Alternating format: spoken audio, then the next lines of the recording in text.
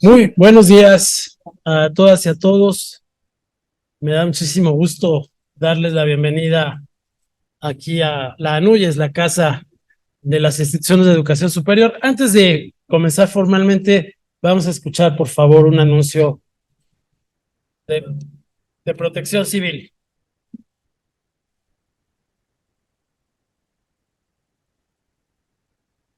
Mensaje de Protección Civil. Antes de iniciar el evento, escuchemos con atención un aviso de Protección Civil. Estamos ubicados en planta baja. Les pedimos que identifiquen la simbología de rutas de protección civil, como son ruta de evacuación y zona de menor riesgo. De su lado derecho, contamos con 3 puertas, mismas que pueden ser utilizadas para evacuar en caso de alguna emergencia. Las 2 primeras los dirigen hacia el lobby del edificio con salida a la calle Miguel Lauren, mientras que la tercera hacia un punto de reunión dentro de las instalaciones. De su lado izquierdo también hay una salida que los dirige a la calle de Tendayuca. Cuando se encuentren en el primer o segundo piso, nuestro protocolo de seguridad ante un sismo es realizar el repliegue. Al escuchar la alerta sísmica, debemos mantener la calma, ubicarnos en los puntos señalados como puntos de menor riesgo, que son los letreros verdes colocados en columnas y muro perimetral, sin tratar de salir por escaleras o elevadores. Al terminar el sismo y después de que el personal capacitado revise que la escalera no haya sufrido daños, entonces procederemos a la evacuación. Por su atención, gracias. Bienvenidos. Bien. Saludo con muchísimo afecto a quienes me acompañan ahora en el presidium, la doctora Rosaura Ruiz, el doctor Axel Didrickson, la doctora Alma Herrera Vázquez, el doctor David Kerchanovich y estimado José Marino, bienvenido también. Igualmente les saludo a todas y todos ustedes, titulares de las instituciones de educación superior que integran la ANUYES, integrantes de la academia de nuestro país, personas invitadas, todas especiales, por favor siéntanse en su casa. Para nuestra asociación es de la mayor relevancia el futuro de la educación superior. A pesar de los problemas que hemos enfrentado y de los que seguramente hablaremos hoy, estamos muy comprometidos con la construcción de la universidad que México necesita para enfrentar los retos que tenemos enfrente, así como los que tendremos en el futuro próximo. Acudimos ahora a la convocatoria que nos hace la doctora Rosaura Ruiz, Premio ANUYES 2023. Como lo haremos seguramente con el resto de los equipos a quienes se les encomienden los temas de educación superior, porque lo que queremos es escuchar, pero principalmente ser escuchados. Necesitamos ser escuchados, siempre con el ánimo de construir conjuntamente y de seguir fortaleciendo este nivel de educación nacional que fue elevado al rango de derecho humano fundamental en el año 2019.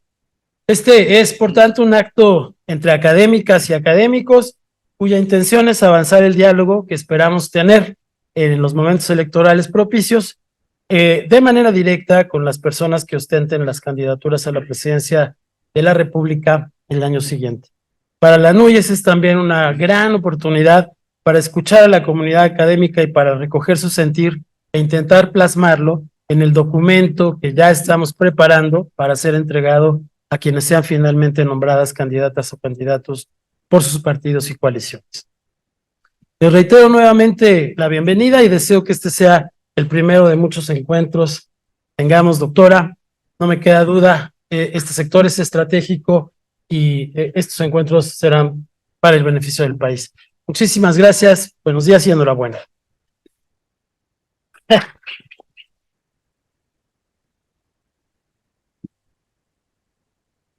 Buenos días todos y todas.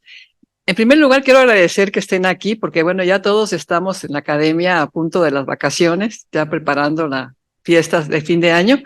y se los agradezco enormemente porque a todos los que estamos aquí nos importa muchísimo la educación y evidentemente en primer lugar la educación superior, porque es la tarea en la que la mayoría de nosotros trabajamos. Le agradezco, por supuesto, a Núñez esta convocatoria, porque cuando la doctora Sheinbaum llamó a hacer estos diálogos en los diferentes temas que le preocupan del país, uno central sin duda, que inclusive ella ha señalado como el núcleo de la transformación, el corazón de la transformación, es la educación toda, la ciencia y la tecnología. Entonces, por eso nos tomó la palabra Núñez y estamos aquí cumpliendo con ese objetivo de escuchar, sobre todo eso es lo que nos encarga la doctora, es escuchar. Por supuesto, tenemos ideas, hemos trabajado mucho tiempo en estos temas, pero queremos escuchar a todas y a todas. Quisiera agradecer a quienes me acompañan aquí en la mesa también, aparte del secretario general de ANUYES, el doctor Luis Armando González, que es nuestro anfitrión. Nos acompaña también José Santiago Merino. Él es el coordinador técnico de este grupo de diálogos, de todos los diálogos que estamos organizando diálogos. Él coordina, evidentemente, junto también con el doctor Juan Ramón de la Fuente, que en este momento no pudo asistir. Quiero decir que también le agradezco muchísimo a Ciencia y Academia, una organización que hemos hecho de los académicos del país que nos acompañen en esta sesión, Arturo Chávez, Natanael Reséndiz y Adrián Velázquez, que son coordinadores de esa red en la que participamos muchas de las personas que estamos aquí. Por supuesto, quisiera también agradecer a Alma. Ustedes saben, ella es la rectora de la Universidad Rosario Castellanos, que es un gran proyecto que sí queremos que se conozca, que se ha trabajado mucho en él, y también a Axel Didrikson, que es un experto en educación, particularmente en educación superior, pero no solo, él ha trabajado toda su vida académica en este tema, y yo le agradezco muchísimo también que nos haya aceptado acompañar el doctor Kersenovich. Yo invité en general a todos los institutos de salud, además de a las universidades, porque ellos tienen posgrado. Recuerde que la educación superior incluye licenciatura y posgrado. Entonces, en este foro lo que queremos hablar de esos temas de educación superior, licenciatura y posgrado. Vamos a organizar una serie de foros. Este es el primero que me honro en invitarlos, y pues yo quisiera comentar algunos de los temas que nos preocupan ya de ahora y que esperamos discutir con ustedes. Ya nos hemos reunido la mayor parte de los rectores, que les agradezco mucho que estén aquí presentes, los académicos y académicas. Nos hemos reunido durante todo 5 años que se ha estado trabajando en los temas de la educación superior, y ahí hemos también planteado algunas posibilidades de solución y tenemos, creo que, bastante clara la problemática, y bueno, aquí también queremos escucharlos. Yo creo que algo que ha señalado en diferentes ocasiones Claudia Sheinbaum es que tenemos que considerar a la educación superior como un derecho y no como un privilegio.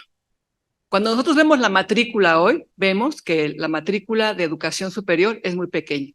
Para el tamaño del país, evidentemente, es importante el tema territorial. Por ejemplo, nosotros tenemos en México 174,000 localidades de menos de 500 habitantes. Por ejemplo, son las problemáticas cuando nos comparan con otros países, tenemos que tomar en cuenta esa dispersión de la población en el país, ese territorio tan grande que tenemos. Bueno, tenemos que atender también esta parte. Un objetivo que nos hemos planteado para discutir con ustedes, los voy a leer algunos. Consolidar el Sistema Nacional de Educación Superior, evidentemente. Por ejemplo, se ha creado ya el Espacio Común de Educación Superior, el ECOES. Ahí lo que queremos es que se mejore la movilidad nacional e internacional de estudiantes y profesores, el desarrollo que hemos hablado mucho, pero que no tenemos logros importantes, de licenciaturas y posgrados compartidos. También queremos desarrollar con esta idea de espacio común de educación superior, ciencia y tecnología, proyectos de investigación en colaboración entre diferentes instituciones.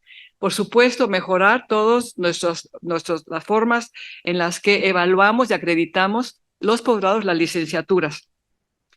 O por otro punto es el fortalecimiento de la producción, aplicación y divulgación de conocimiento científico, humanístico y tecnológico para la atención de las problemáticas locales, nacionales y de interés mundial, por supuesto. Las universidades son el sector, junto con los institutos de salud que tienen proyectos de investigación muy importantes, son los productores número 1 de conocimiento nuevo, de conocimiento básico y de conocimiento aplicado. Entonces, eso no lo desconocemos, aunque les digo, vamos a hacer una reunión específica, un foro específico para discutir la problemática de la ciencia y la tecnología. Quisiera hoy centrarnos sobre todo en la parte de la formación de los nuevos licenciados, especialistas, maestros y doctores. Un punto central, por supuesto, es establecer una política de financiamiento que garantice el alcance de los objetivos de las instituciones y que asegure la obligatoriedad y la gratuidad de la educación superior. Como ustedes saben, en la Constitución está ya, en el artículo 3, estos puntos que nos han importado a todos. La obligatoriedad, que fue una propuesta del señor presidente de la República, y la gratuidad de la educación superior. Es evidente que en muchas instituciones, por ejemplo, en el Tecnológico Nacional, en algunas universidades estatales, tienen cuotas y las tienen, pero me queda clarísimo que también las necesitan para cubrir las necesidades de la universidad. Pero cuando se plantea en la ley que esto es ya una garantía para que la educación superior sea gratuita, tenemos que también plantear cómo se puede lograr cumplir con ese punto. Me parece además uno de los puntos centrales es la ampliación de la cobertura. Dije antes, la cobertura de la educación superior en México es pequeña. Nosotros, por ejemplo, tenemos un poco más de 5 millones de habitantes, un poco más de 5 millones de personas inscritas en licenciatura o posgrado en un país de 130 millones. Naturalmente, ahí tenemos que tener un foco muy especial. Tenemos que, por ejemplo, una de las formas en las que se mide la cobertura son las tasas de atención, tanto la tasa bruta, el total de personas que están en este nivel de estudios, como los jóvenes, que son, creo, para mí, un foco muy importante de atención, los jóvenes de 18 a 22 años. Así se mide la educación superior, de hecho, en todo el mundo. Y lo vemos aquí. ¿Qué tasa tenemos? La tasa a la que se ha llegado en este momento, la tasa bruta, la total, considerando todas las edades, es de 42%. Muy por debajo de muchos países, inclusive de América Latina. Y la tasa neta, que a mí me parece personalmente, y lo mismo ha señalado Claudia Sheinbaum, que hay que tener ahí un énfasis en esa atención a los jóvenes de 18 y 22 años. ¿Cuál es la tasa neta de educación superior en México? El 25% de jóvenes en esta edad, hombres, están en una licenciatura. Y el 31% de mujeres de esta edad están en licenciatura. Esto también es un dato muy importante, hablando de la equidad de género. Las mujeres se están integrando de una manera, está creciendo el interés por estudios de este nivel mayor en las mujeres que en hombres. Pero los números son muy bajos. El promedio de la tasa neta es 29%. Pero además con unas diferencias en el país tremendas.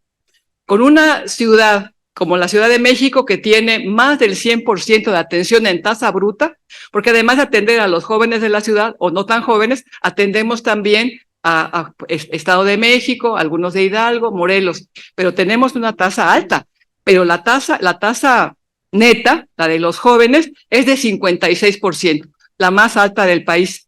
Pero también tenemos estados como Oaxaca, como Guerrero, como Chiapas, que tienen indicadores de 16% de atención a jóvenes.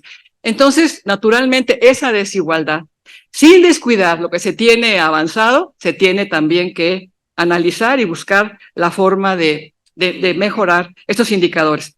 Y entonces, en ampliación de la cobertura, que es un tema central que nos ha encargado la doctora Sheinbaum, es incrementar el ingreso y el egreso de la educación media superior, para que puedan continuar con estudios de educación superior. Estimular programas institucionales enfocados a la retención y egreso de los estudiantes, porque además del número de la matrícula, además tenemos un problema de abandono. Tenemos esa matrícula, pero si los chicos se van, pues la matrícula disminuye naturalmente. De manera que además de tener más cobertura, más oferta, también tenemos que tener atención a los que ya están, para que no se nos vayan, para que cumplan con sus tiempos, etcétera. Por eso sería muy importante brindar apoyo a los estudiantes en condiciones socioeconómicas desfavorables. Me refiero a educación superior, porque la media superior, ya saben que tiene una beca universal. También buscamos establecer nuevas instituciones de educación en las zonas de mayor demanda de estudios superiores, así como reforzar el crecimiento y la descentralización de las instituciones de educación superior públicas en las que se requiera y se pueda hacer esto. Robustecer los sistemas de educación dual y de educación a distancia en las instituciones y carreras en que estas modalidades sean viables y pertinentes. Sí, vamos a presentar por ello. Le pedí a la doctora Alma Herrera que nos haga una exposición breve sobre el modelo que tenemos construido de educación híbrida y dual en la Ciudad de México, que es la Universidad Rosario Castellán. Además, tenemos también la Universidad de la Salud, pero vamos ahora a enfocarnos en este tema. Y por supuesto, un tema también fundamental es perfeccionar el Sistema Nacional de Posgrados y dar lugar a formación de redes estatales, regionales. El posgrado es algo que también preocupa porque, por ejemplo, mientras en primaria, en educación básica, la educación pública es mayoritaria, ahí, por ejemplo, tenemos 11% de niños y niñas o jóvenes en educación privada, en educación particular. En bachillerato tenemos más o menos el 15%. En la licenciatura tenemos el 30% de jóvenes en educación privada. Pero en posgrado, fíjense, tenemos 60% en privadas, 40%, estoy dando números redondos, en públicas. De manera que sí, claro que ha crecido sobre todo a nivel de posgrado la educación privada. Qué bueno. Tenemos que jalar todos juntos, tenemos que lograr más lugares para los jóvenes, pero con calidad también, con calidad. Y también buscando que el Estado responda a esa necesidad, a ese objetivo de personas que quieren seguir estudiando y hacer un posgrado. Entonces, ese tema también es importante y garantizar la calidad en todo, tanto en las públicas como en las privadas, en estos temas, porque sí ha crecido mucho la oferta privada en áreas que son menos, que requieren de menos recursos económicos, como son las áreas sociales, la educación, el derecho, la contaduría, pero no crece, por supuesto, en la parte de ciencia, en la parte de ingenierías, ¿no? Bueno, una tema también que nos preocupa muchísimo es la consolidación de las universidades interculturales. Esto es una solicitud, una petición de muchas de las comunidades de los grupos originarios del país, y eso hay que atenderlo y hay que ver también que sea una atención para los jóvenes de las comunidades indígenas y que tenga también una gran calidad. Otro tema importante es el desarrollo de áreas prioritarias. También hay una concentración en algunas áreas, en las licenciaturas del posgrado, como dije antes, en algunas áreas y falta en otras. Tenemos, por supuesto, que respetar las vocaciones, los intereses de jóvenes, de los y las jóvenes, o no tan jóvenes, hay que respetar y darles la oportunidad que hagan la licenciatura, los posgrados en las áreas que prefieran, pero también tenemos que formar nuevas carreras, nuevos posgrados que el país requiere. Un plan de acción para impulsar la igualdad de género, que como saben, esas políticas de apoyo a las mujeres, pues que tengamos esta candidata mujer, también tiene mucho impacto en el aumento del interés por las mujeres, como siempre señala Claudia, en lograr cada una lo que quiere. Otro punto es el mejoramiento de la infraestructura, particularmente la conectividad. Tenemos que tener internet en todos los lugares. Aquí yo creo que ya se ha trabajado mucho en la Ciudad de México y bueno, tenemos que ver con nuestro colega Merino, que tuvo un papel muy importante en el crecimiento de la conectividad en la ciudad, hacer propuestas para aumentar a nivel nacional. En fin, también tenemos problemáticas laborales con el personal académico en las instituciones de educación superior y muchos otros problemas que yo espero que aquí salgan, que aquí nos digan. Yo aquí me quedo para no tomarme tanto tiempo, ya me tomé bastante. Pero sí quería decirles qué hemos estado pensando, qué se ha estado haciendo. Tenemos mucho tiempo trabajando en estos temas, inclusive con la propia Claudia cuando fue jefa de gobierno, y pues de toda la vida hemos participado en educación superior de muchas maneras. Entonces yo les pido que en cuanto termine esta parte de exposiciones, todos participen, discutamos y planteemos cuáles son los problemas que creemos todos que tenemos que abordar, que podemos resolver o mejorar, y por supuesto tener una política realista de qué podemos hacer y cómo hacer. Ese es lo que quería decirle, pero sobre todo, muchísimas gracias por estar aquí con nosotros. Muy amable.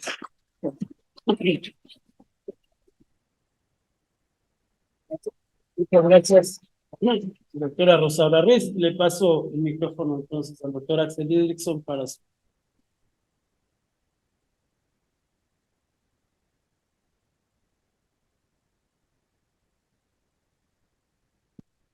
Gracias.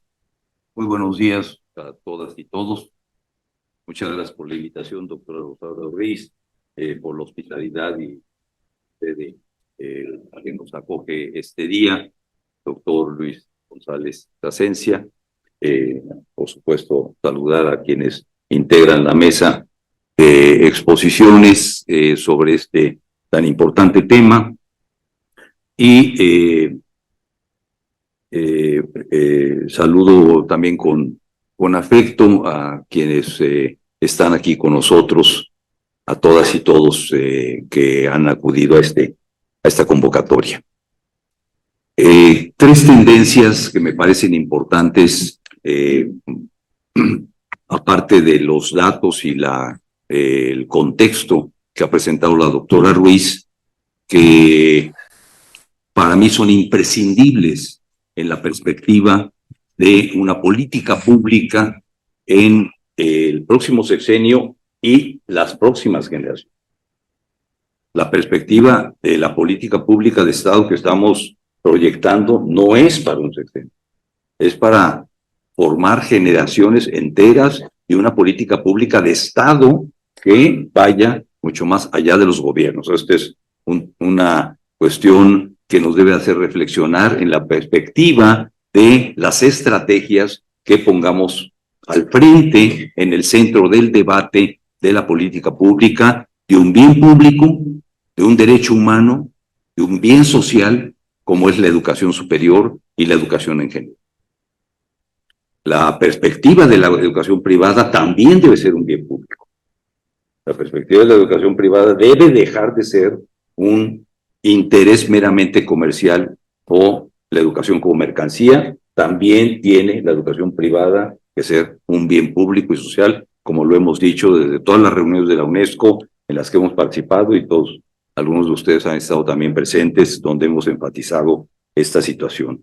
Entonces, tres tendencias que me parecen importantes para la reflexión de las estrategias en política pública de Estado que debemos de poner en la discusión, más allá del término de todo lo que se ha mencionado de la demanda, de la obligatoriedad, de la actividad, que no quiero repetir, por supuesto. Esta es de la parte de la oferta. Tenemos un gran problema de la oferta en educación superior. Muy tradicional, muy segmentada, muy fragmentada, muy localizada, muy desigual. Ya lo expresó en los datos la doctora Ruiz. Y esto tenemos que ponerlo en la perspectiva de estas estrategias. Una primera tendencia. Hacia los próximos años vamos a tener una hipertecnologización de los procesos de aprendizaje y de la producción de puntos. Esta es una tendencia irreversible.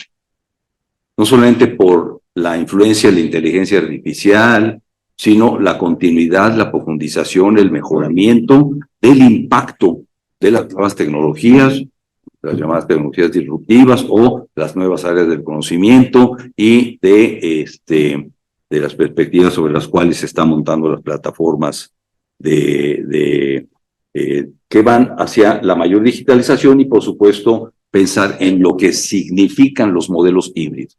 Ahora tenemos un avance muy importante en la Rosario Castellanos, que está trabajando sobre eso. El Politécnico Nacional, ustedes lo vieron también, ya anunció que va a trabajar en la parte de la currícula, de materias prácticas de forma presencial, y en aquellas que no lo son, o son más teóricas o más referenciales, fundamentales, en los dispositivos de plataforma. Pero hacia los próximos años esto no es así. La hibridización es una articulación compleja que abarca todas las plataformas de aprendizaje social completas. Es decir, ¿por qué la educación presencial no requiere de una utilización de sistemas de digitalización? Por supuesto que sí. Vaya, desde la tecnología educativa en el CICE viejo que teníamos ya se empezó a usar, y hoy en día los dispositivos también ocurren. Entonces, la educación presencial, que por supuesto es clave para la interacción en el ámbito del desarrollo sociocognitivo, es fundamental, pero tiene que estar también mediada por las nuevas tecnologías. No puede estar separado, y viceversa. Las materias, supuestamente, hasta hoy llamadas así, que deben ser más bien resolución de problemas y proyectos, que se dan en las plataformas digitales, implican también una relación social. O sea, si no pensamos que la interacción del docente, el investigador, con los grupos de estudiantes, de las y los estudiantes en las plataformas no son relaciones sociales, pues entonces simplemente perdemos de vista y sobretecnologizamos esa idea y la podemos encuadrar. No es así. La hibridización implica una rearticulación desde el plano de los nuevos procesos de aprendizaje, los nuevos paradigmas, donde se pone en el centro la definición de proyectos, el desarrollo de problemas complejos, la interdisciplinariedad y la combinación creativa distinta a la simple reproducción del aula en los dispositivos digitales y viceversa. Simplemente olvidar cualquier tipo de digitalización en un aula de la presencialidad. Eso no puede ser. No podemos continuar con ese mismo esquema, porque lo híbrido no tiene ese sentido. Es más bien algo como mixto, hasta ahorita, como mixto.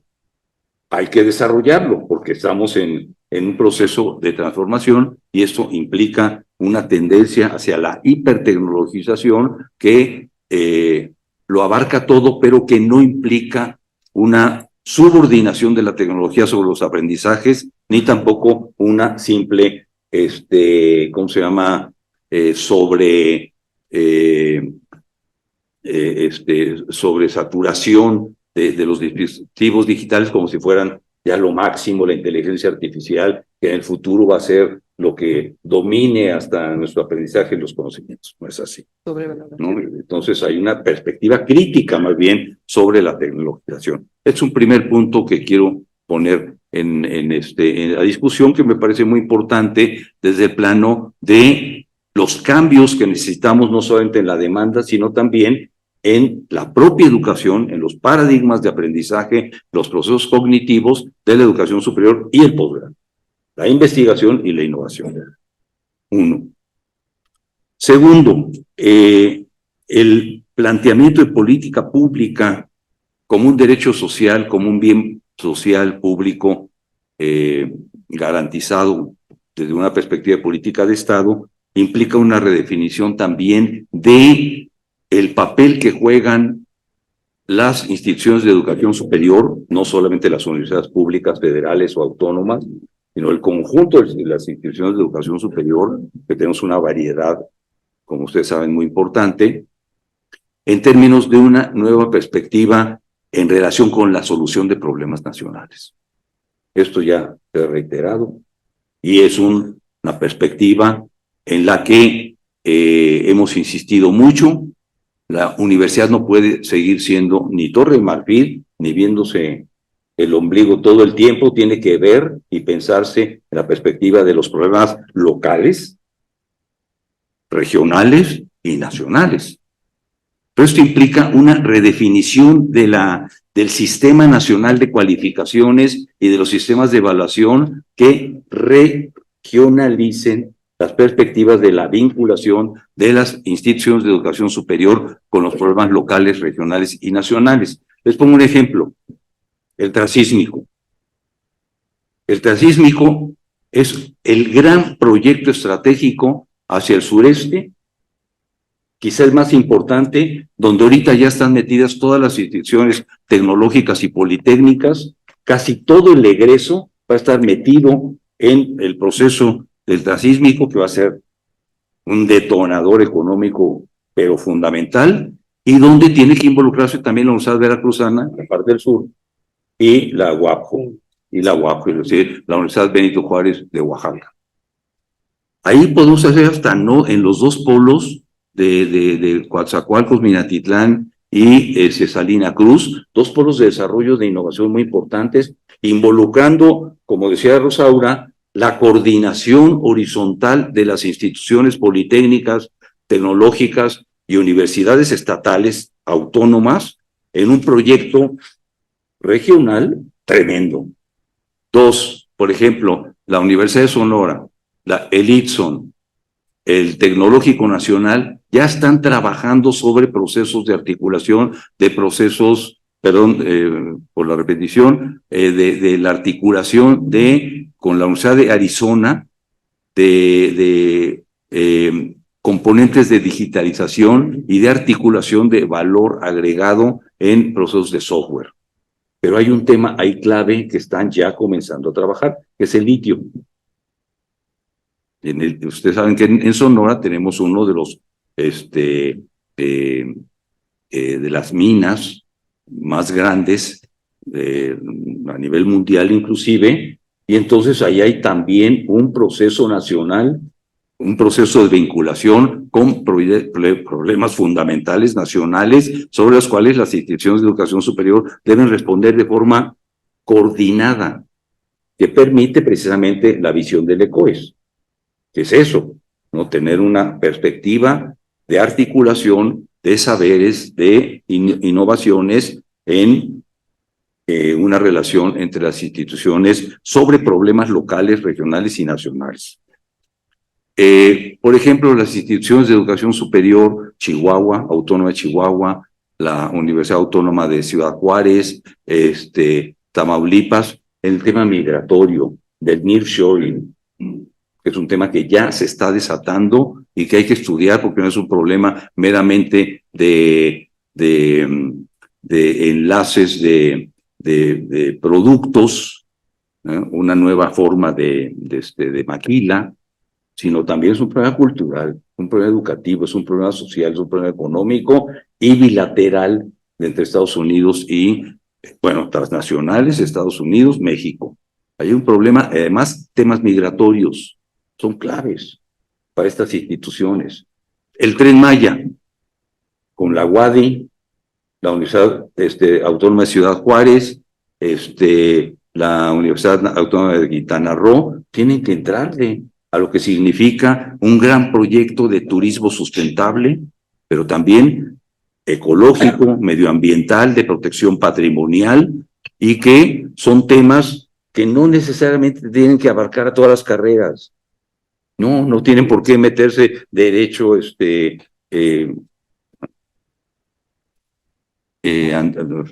digo, por supuesto, administración, medio ambiente, biología, en fin, sobre proyectos de articulación con conglomerados o grupos de innovación que permitan efectivamente tener fondos para vincularse a estos grandes proyectos y que salen de los propios proyectos desde la perspectiva de una innovación significativa. Y podemos mencionar a lo largo y ancho del país la perspectiva de relación, vinculación de las universidades con problemas nacionales, locales o regionales que pueden ser significativos desde la perspectiva de una estrategia de no solamente relocalización de recursos en la perspectiva de estos proyectos estratégicos, sino también de la oferta que se aporta en las instituciones de educación para vincularse de forma directa hacia estos proyectos. Por ejemplo, Guadalajara ya está metida en la microelectrónica, en las tecnologías disruptivas de igual que los institutos tecnológicos superiores, ya tienen una mayor tasa de innovación en tecnologías disruptivas por encima de cualquier universidad de los estados y de las universidades autónomas, por decir un dato. Entonces, esto implica pensar cómo vamos a definir desde el plano del ECOES, que es el Proyecto Nacional de Integración y de Coordinación, un sistema nacional de cualificaciones y de evaluación para desarrollar estos proyectos de articulación fundamentales con los problemas nacionales, locales, regionales.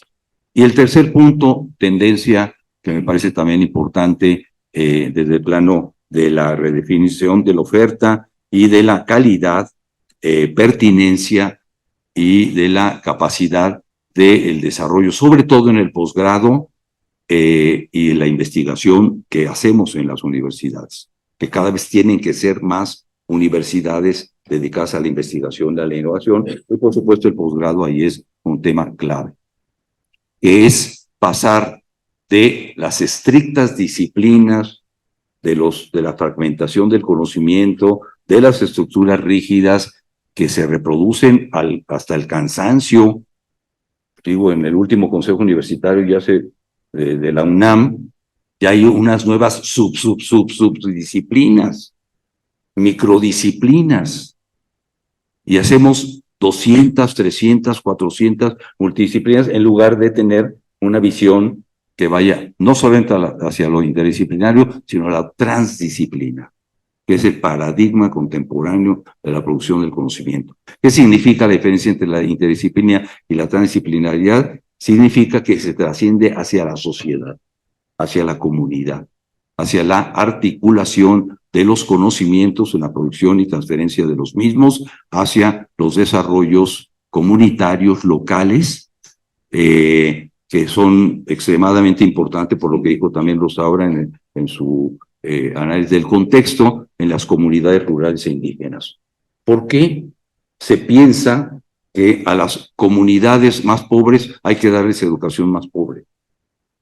O educación fragmentada, o la educación que ellos quieren, cuando lo que es ver cómo potenciamos desde la universidad desarrollos locales, económicos, sociales y culturales que efectivamente articulen visiones transdisciplinares, como si no pudieran, le tenemos que decir, no, ustedes no tienen que ser profesionistas, técnicos y profesionistas. No, tienen que tener una perspectiva igual que cualquier joven en la época moderna, desde la perspectiva de su aprendizaje para toda la vida. Y esto implica visiones transdisciplinares que desde el plano de la oferta tenemos que ir desarrollando con la articulación de áreas del conocimiento nuevas que no podemos prescindir en nuestro país de estas si no queremos quedarnos en una visión solamente profesionalizante y de que el estudiante tiene como futuro la obtención de un título, cuando esto ya no es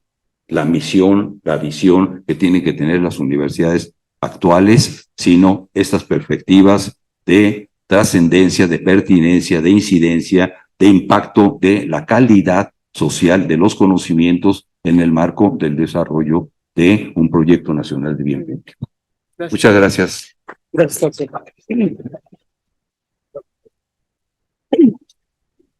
Gracias, Axel Didrikson. Le damos la palabra en este momento a la doctora Alma Herrera, por favor, para su exposición.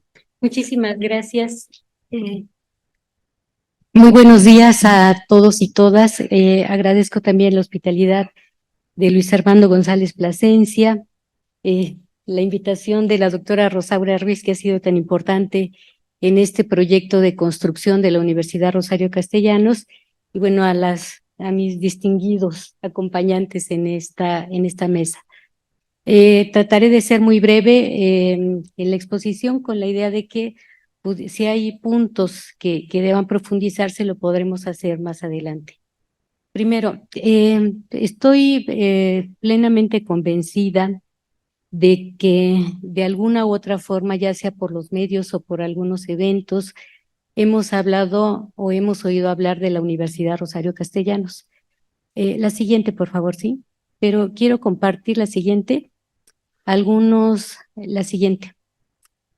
datos. O sea, el origen de la Universidad Rosario Castellanos se ubica en el mes de mayo del año 2019 y en 4 años, 7 meses que hemos venido operando como un proyecto educativo público que asume a la educación superior como un bien público y como un bien social, se genera y se inicia un proyecto que tenía que ver con asegurar el derecho humano a la educación superior bajo las premisas de la justicia social, la igualdad, la equidad de género, pero también bajo la consideración de que era de primordial importancia pensar en otros modelos de formación universitaria, de gobernanza, de financiamiento y de vinculación.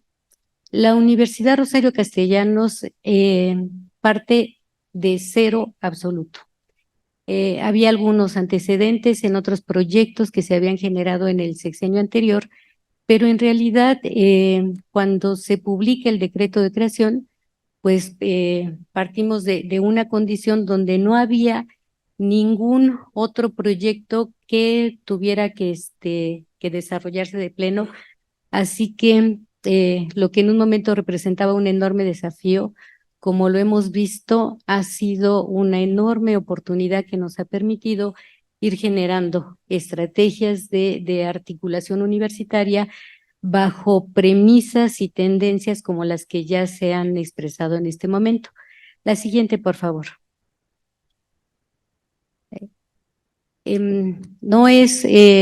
Aquí sí quiero señalar algo muy importante. El proyecto como tal no es resultado de una ocurrencia del 2019, sino que había mucho trabajo a partir de proyectos de investigación, de las tendencias, de los modelos de articulación orgánica que se habían venido desarrollando a lo largo del siglo XXI y de la coordinación con instituciones como la UNAM y el Instituto Politécnico Nacional, que en su base constituyeron una impresionante plataforma de propulsión de este proyecto y de desarrollo. La siguiente, por favor. La siguiente, por favor, esto tiene que ver con la justicia social, con el respeto a la vida, a la diversidad. La Universidad Rosario Castellanos es una universidad que por su decreto de creación está enfocada a atender la demanda de educación superior de residentes de la Ciudad de México. Iniciamos en el 2019 con 2 unidades académicas y al 2023 tenemos 11 unidades académicas distribuidas, como se nota en el mapa, teniendo como misión fundamental instalarnos en alcaldías, en zonas donde la oferta de educación superior es muy baja y donde las necesidades y la demanda de estudios superiores a lo largo de estos últimos 20 años se ha venido incrementando. A mí me da mucho gusto plantear que, por ejemplo, tenemos 2 unidades académicas en Milpa Alta, 2 unidades académicas en Magdalena Contreras, en Azcapotzalco, y pues evidentemente con mucho éxito, porque quienes han defendido la presencia de la Universidad Rosario Castellanos son los residentes de estas alcaldías que ven en este proyecto una posibilidad de justicia social, de equidad, de inclusión. La siguiente, por favor. Nuestra misión, por supuesto, es generar profesionales, investigadores que acordes con el momento en que les ha tocado vivir, puedan generar estrategias de desarrollo que tengan un impacto en el bienestar colectivo y en el desarrollo de un proyecto de nación que efectivamente atienda las necesidades fundamentales que nos aquejan y que puedan constituirse como elementos importantísimos de articulación y de desarrollo a partir de principios como la responsabilidad social, la ética, la calidad y la pertinencia. La siguiente, por favor. Estos son algunos datos de lo que es nuestra universidad. La imagen que ven es la unidad académica Gustavo Amadero, que fue la primera unidad con la que iniciamos. Actualmente tenemos una matrícula activa de 45,306 estudiantes, pero ya egresaron 3,052 el año pasado. Ya estamos en proceso de titulación de poco más de 50. Tenemos 943 docentes. El 51% son mujeres, el 49% son hombres. De la matrícula de estudios de licenciatura, el 63% son mujeres y el 61% es primera generación de personas que en sus hogares llegan a la universidad. Contamos con 6 unidades académicas, 6 subsedes, una unidad de estudios de licenciatura a distancia y de posgrados, 23 licenciaturas, 15 posgrados, 5 especialidades, 7 maestrías y 3 doctorados en campos de conocimiento que, como también se ha señalado, son campos transdisciplinares. Por ejemplo, tenemos la licenciatura en Economía Circular que se aprobó un año antes de que se aprobara la Ley de Economía Circular en la Ciudad de México. Tenemos maestrías como Derecho Indígena, como Historia y Territorio, como Cambio Climático y Biodiversidad.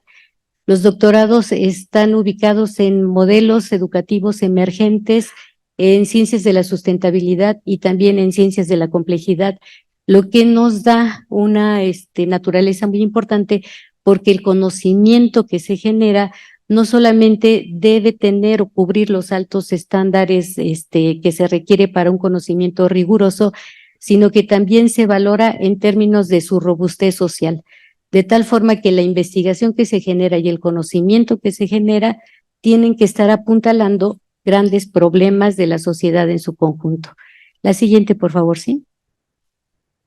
Eso es la proyección del crecimiento de la Universidad Rosario Castellanos. Como ven en la gráfica, en el 2019, la primera convocatoria pudo incorporar a 6,949 estudiantes, pero se espera que para junio del 2024 alcancemos una matrícula de 51,280 estudiantes.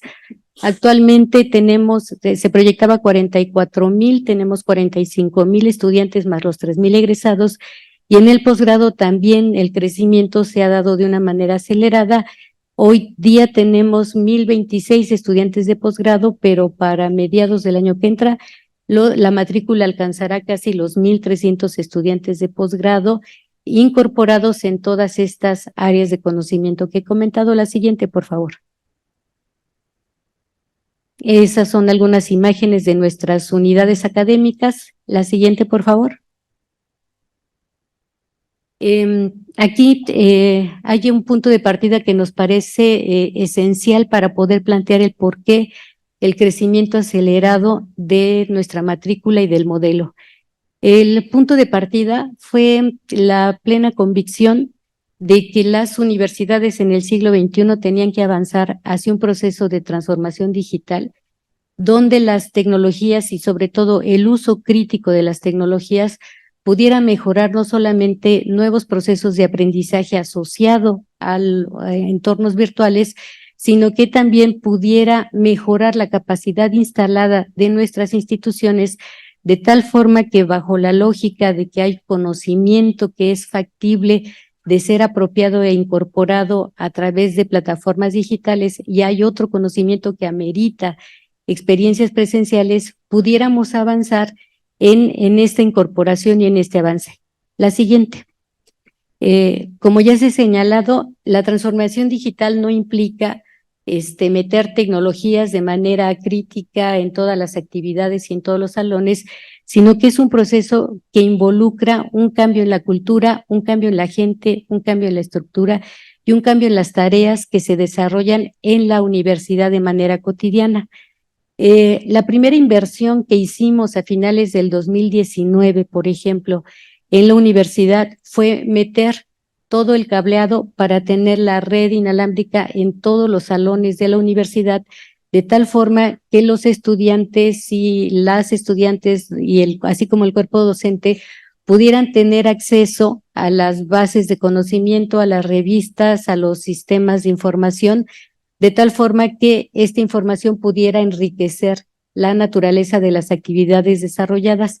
Así que en este círculo virtuoso empezamos a avanzar y por supuesto todo el trabajo de la DIP que ha coordinado José Merino nos sirvió de base para garantizar conectividad en todas las unidades académicas, así como el uso de las redes, que está presente incluso en alcaldías como Milpalta, donde en los hogares puede faltar la conectividad, pero a partir de los puntos que la Ciudad de México tiene para acceso a la conectividad, es posible desarrollar este tipo de ejercicios. La siguiente, por favor, ¿sí? Tenemos tres grandes pilares que sostienen el modelo educativo. La universidad asume al aprendizaje como un ecosistema que abarca desde los aspectos más específicos hasta el establecimiento de fronteras muy permeables con el entorno, de tal forma que este esquema dialogante con las problemáticas locales de la Ciudad de México constituye la base del desarrollo de nuestros contenidos académicos, la articulación de la experiencia formal del aprendizaje con el mundo real y soluciones tecnológicas integradas que tienen que ver con esta necesidad de considerar a la tecnología no como una fórmula mágica que de repente soluciona todo, sino que a partir de un proyecto educativo, quienes tienen que definir el tipo de tecnologías pertinentes al desarrollo de los procesos de aprendizaje es una planta docente que ha sido formada desde su inicio en el uso crítico de estas tecnologías. La siguiente, por favor, ¿sí? La siguiente. Muy bien. No me detengo en estas, son todas las dimensiones que abarca nuestro modelo educativo, que ya lo denominamos de hibridualidad, porque es una síntesis, es una fusión de entornos presenciales con entornos a distancia, que articulan nuevos procesos de aprendizaje. No es la mezcla, no es la suma de actividades, sino es una fusión de experiencias de aprendizaje que involucran ambos niveles de desarrollo. La siguiente, por favor. Son dos los grandes pilares de nuestro modelo educativo: la innovación crítica, que tiene que ver con el uso de las tecnologías en la perspectiva que estamos señalando, pero también la responsabilidad social universitaria, que nos convoca a no aislarnos ni encerrarnos en una torre de marfil, sino que involucra verdaderamente nuestra participación en la solución de grandes problemáticas sociales. Y los principios que están alrededor de este modelo educativo tienen que estar presentes en cada una de las dimensiones de los programas, de los proyectos que conforman el desarrollo de la universidad. La siguiente, por favor.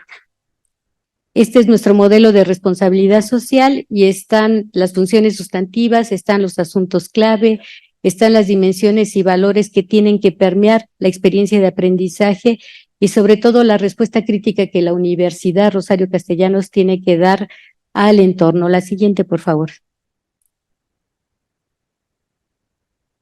En el marco de la innovación crítica, pues la comprensión de que estamos frente a nuevas formas de aprendizaje que están asociados al poder de los dispositivos, pero también a la forma como nuestra comunidad estudiantil se vincula de manera cotidiana con las tecnologías para conectarse con el mundo, pero también para pensar la realidad de una manera distinta, la construcción de espacios híbridos que disuelven las dicotomías, por ejemplo, de lo digital con lo analógico, de la escuela con la realidad, de lo formal con lo informal, porque todo esto se fusiona en nuevas entidades de aprendizaje que retroalimentan la forma de entender la problemática y de solucionarla.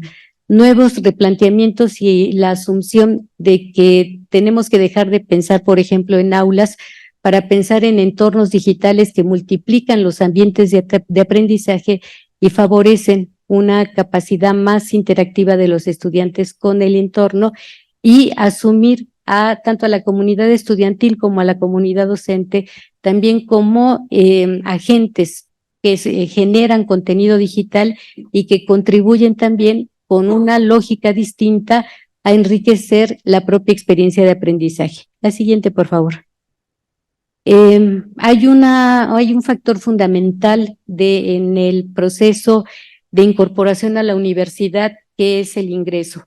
La Universidad Rosario Castellanos no tiene procesos de selección y también no tiene otros mecanismos donde se hace la selección de los estudiantes, sino que la universidad desde su origen ha desarrollado procesos de admisión, y esto implica que a lo largo de un curso propedéutico que dura 4 módulos, las y los aspirantes se incorporan a la universidad, y desde esta perspectiva, quienes van resolviendo exitosamente cada uno de los módulos que ahí se plantean, van constituyéndose como potenciales estudiantes.